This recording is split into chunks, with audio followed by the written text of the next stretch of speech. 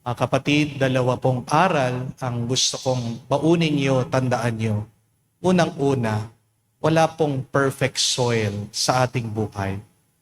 Walang perpekto na kalagayan sa ating buhay.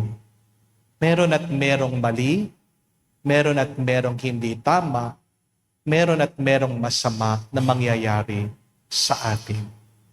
Expect the worst, but hope for the best. Pero kahit na walang perpekto dito sa mundo, meron tayong isang perpektong Diyos at yan ang asahan natin dahil ang kanyang grasya ay palaging perpekto.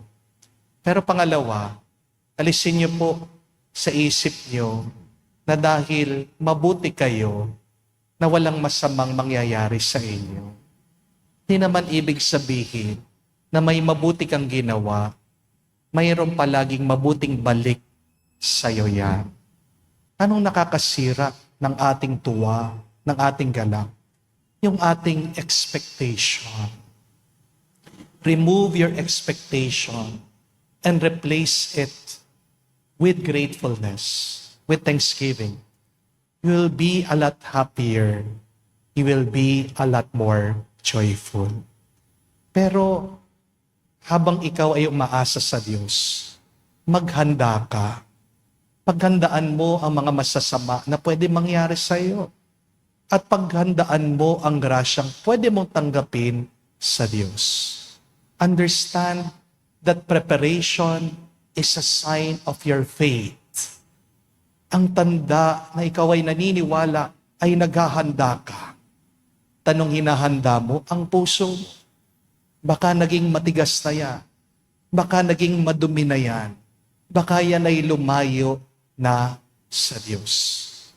Paano ka pagkakalooban ng Diyos kung hindi ka naman lumalapit sa Kanya? At sana pag napalapit na ang Diyos sa iyo, malinis na ang iyong loob. Diyan Kanya mapupuno ng Kanyang grasya. So 2 things that you should do. Stop expecting and start preparing. Ano ang paghahanda na pwede mong gawin ngayon para matanggap mo ang kabutihan, ang pagpapala ng Diyos?